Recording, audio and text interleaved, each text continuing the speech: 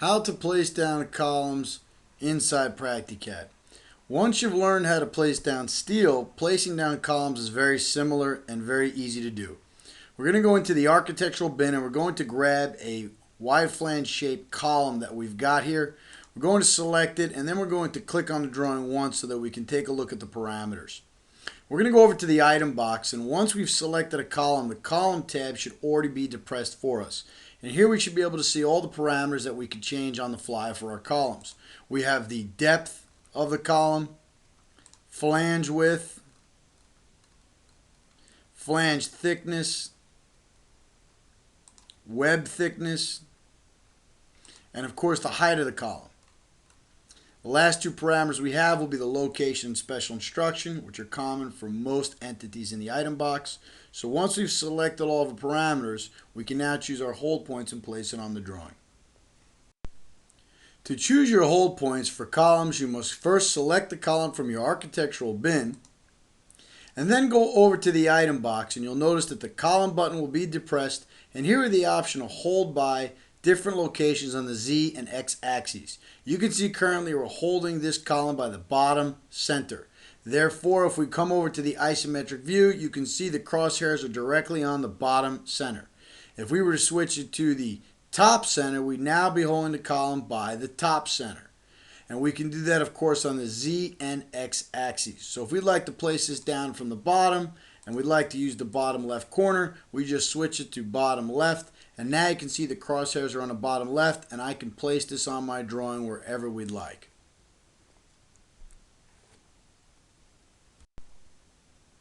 The last option we have in the column tab in the item box is the snap to hold points.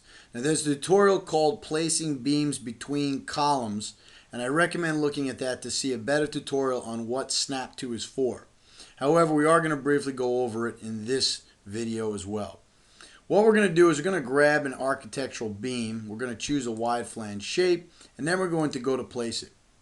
And currently, since we grabbed the beam, you can see the box here, the item box is switched to the steel tab, and I'm holding this by the bottom center. But what we're going to do is focus on the column tab and switch it here.